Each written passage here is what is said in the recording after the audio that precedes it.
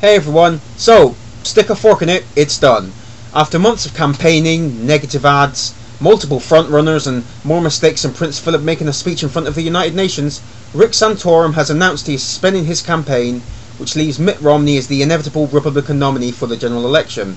Ron Paul is still technically running, but to be honest, his delegate strategy has failed to come anywhere close to what he needs to compete with the big boys.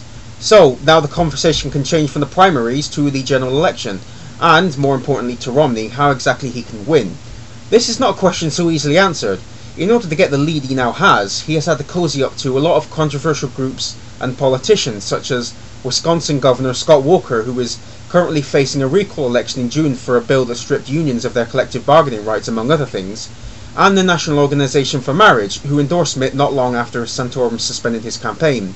NOM have been in a lot of hot water since internal documents were released that detail their campaign to, quote, drive a wedge between gays and blacks and, quote, accomplish a sophisticated cultural objective, interrupt the attempt to equate gay with black and sexual orientation with race, end quote, in order to break up the Democratic vote and more easily pass their anti-gay legislation.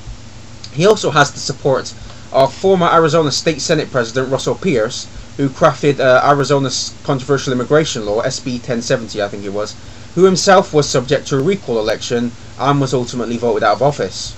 Romney has gone so far to the right in the primaries that if he tries to court centrist or independent voters in the general election, he will risk alienating his far-right supporters and be yet another extension to the problem that has dogged him for years, that he changes his opinion depending on who he's talking to. Never was that more clear when senior Romney aide Eric Fernstrom was asked on CNN whether Romney had moved too far to the right in the general election. He replied, quote, well, I think you hit a reset button for the full campaign. Everything changes. It's almost like an Etch-a-Sketch. You kind of shake it up and restart all over again. But let's forget his previous opinions, numerous as they are, and instead concentrate on the positions that he has taken this time around, and the problems he faces in trying to pull himself back from the precipice of another Republican general election failure. In order to win the presidency, he will have to either stick to his guns, pull back some of these opinions, or just flat out say he doesn't have these beliefs anymore, none of which play well with certain parts of the electorate. Let's start with Latinos. Early in the year, during a presidential debate, Romney was asked about his plans to deal with illegal immigration, and he said, quote, well, the answer is self-deportation, which is people decide that they can do better by going home because they can't find work because they don't have legal documentation to allow them to work here. I don't know how this would work exactly, but according to Eric Fernstrom, this would work by cutting off their employment, their benefits, and any in-state tuition they might receive. Seeing as Latinos are the largest minority group in the US with some 47 million people, and 32% of Latinos say they know someone who has been deported or detained by the federal government in the past 12 months, this policy could be seen as cruel, a further dehumanization of illegals, and the wrong way to go with regards to immigration reform, especially as 53% think unauthorized immigrants should not be deported. Any support he gets from the right over this issue looks like it will be cancelled out by Latinos who have first-hand experienced discrimination, prejudice, and have had friends and family detained and views this as more of the same placating to the anti-immigration crowd. If you add to that the 81% who believe that life in the US is better than their home countries or countries of their ancestors, it's hard to see how Romney's plan could work out. Add to that the endorsement of Russell Pierce, and you have a man who desperately wants to be seen as super mega tough on immigrants. He is also against the DREAM Act and has said as president he will veto the law if it passed Congress. The DREAM Act, if you don't know, lays out a path to citizenship for illegal minors who serve in the military or attend college. You would think having more educated, hard-working young men and women in the services and or at college would be a good thing, but apparently Romney doesn't. Defending his stance, he said, quote, I think people, whether they're Hispanic or non-Hispanic, I think people agree that we'll enforce immigration laws in part to secure legal immigration as an important pathway to this country. I like legal immigration. I want more legal immigration. But illegal immigration has to be stopped to make legal immigration possible. So apparently he wants more legal immigration, but would veto a bill that would make a lot of illegal immigrants legal? Even immigrants who fight and put their lives on the line for his country? Isn't that the least that we could do for them? I mean, Newt Gingrich, for all his faults, has been the only Republican presidential candidate who supports this act, and one of the only times I would actually agree with him on something.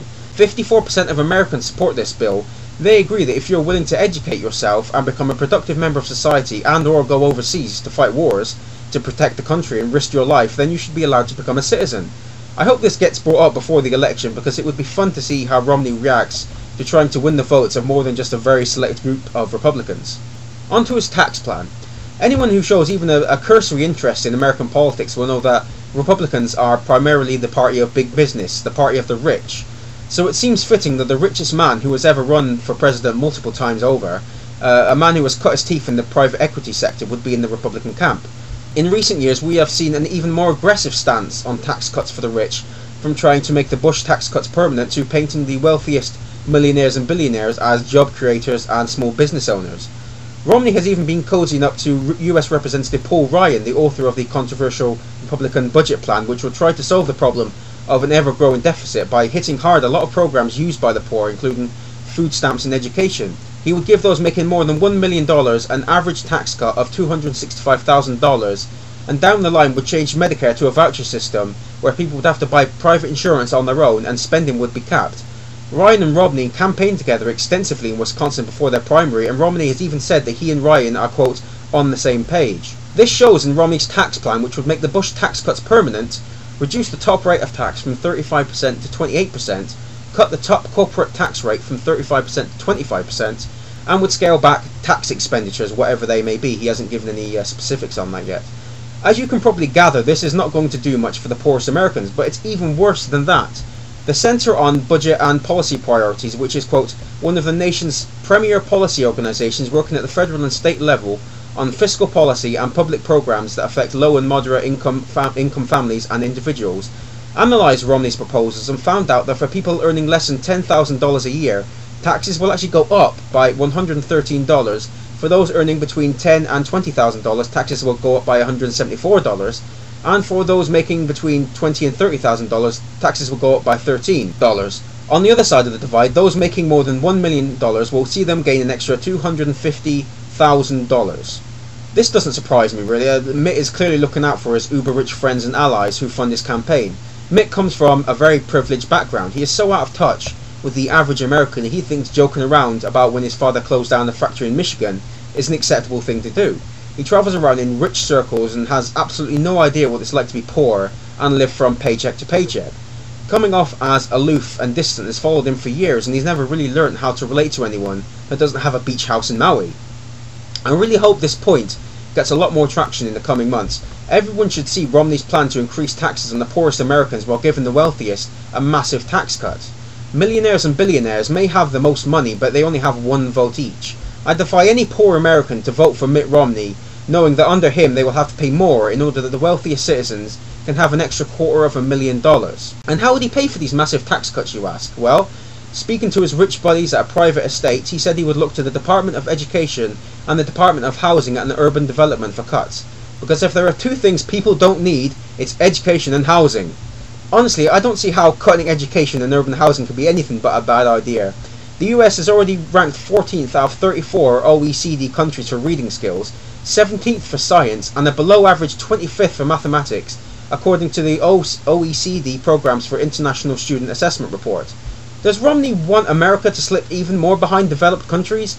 Educating the young and giving them the skills and tools to succeed in life is good for them. It's good for the economy and it's good for the country overall. And that is the part of the budget that Mitt Romney thinks needs cutting in order for the richest people to buy another fucking Ferrari or something.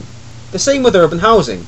Getting people into sustainable, affordable housing will give people the confidence, the safety and the security they need to get on with their life and contribute more to society. What's not to like? But then, this is the program that helps the poorest Americans. Perhaps Mitt just thinks, well, I don't know what the big deal is, why don't they just go and move into their second home? Romney is going after things he thinks his donors and supporters would like. That seems to be the only reason, because seeing as education and HUD combined is less than 5% of the budget, it won't even make a dent, especially when he wants to increase defense spending year on year. This is a guy that doesn't have to worry about the poor because they have a safety net. This is the problem I think a lot of Republicans have. They seem to have this idea that poor people are getting money hand over fist from the government and live in some sort of TARDIS-infused housing where they look shabby and derelict on the outside but on the inside are as lush and opulent as any house in Beverly Hills. 46.2 million people are in poverty. They don't want to be there. Being poor is not a glamorous lifestyle. Mitt Romney is gravely mistaken about the lives of the poor, and it's going to cost him, no pun intended. Also, if he doesn't worry about the poor because of the safety net, why is he trying to tear bigger holes in it? He's also said he isn't worried about the very rich, which gave me a chuckle, but let's move on. So that's Latinos, poor people, and anyone who wants their children to get a decent education. What about women? He has said he added a constitutional amendment that defines life at conception, eliminating all forms of abortion and even some birth control options. It has also recently come out that while speaking to a Manchester audience, he thinks poor mothers who receive temporary assistance for needy families' benefits should be forced to work or else lose their benefits. Quote, even if you have a child 2 years of age, you need to work, Romney said. He also remarked he wants women, quote, to have the dignity of work, which is rather strange given the extreme pushback that the Romney campaign gave to Hillary Rosen, a Democratic strategist on CNN who said that Ann Romney, quote, never worked a day in her life. I made a choice to stay home and raise 5 boys. Believe me, it was hard work, said Ann Romney on Twitter. She also said on Fox News that, quote, we need to respect choices that women make, something that her husband obviously doesn't believe in. This brings up a question though. Does Mitt think that his wife lacks dignity as she has never entered the workplace? Ironically, he seems to use the word work as flippantly as Rosen did, while assuming people knew the context of what he meant. He then attacks her for it. Double standards, anyone? Unsurprisingly, Mitt wants to eliminate yet another choice for poor women and force them to work. This seems to be yet another example of alienating voters and being completely out of touch. Evidently, women are only allowed to stay home and raise their kids if they have tens of millions of dollars in the bank. If you are broke, living in a one-bedroom apartment and get assistance for the government, you need to work for that pittance. On to gay marriage. He did support full equality for gays and lesbians while seeking a seat in the Senate in 1994. He famously said that he would be better for gay rights than Ted Kennedy.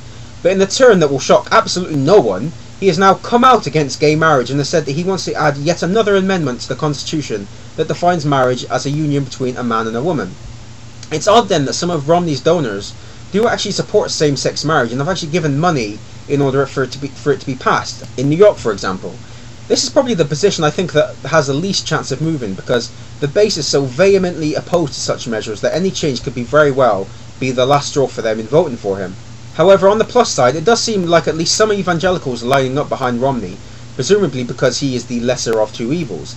Robert Jeffress, the pastor of the First Baptist Church of Dallas, has just endorsed him, even though last year he referred to Mormonism as a cult. He, along with others such as Rob Schenck, the president of the National Clergy Council, have gone behind Mitt Romney, even though they have the same reservations about him a lot of others do.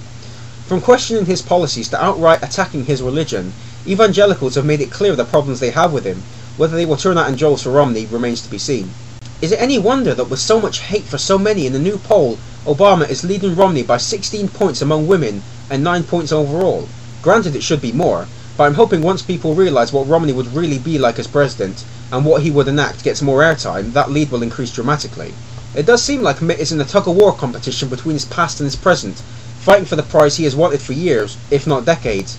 It will be interesting to see how Mitt Romney pivots from the things he said in the primaries to trying to win over more moderate Americans. What will he say? Will he take anything back? How far to the centre will he go? Only time will tell.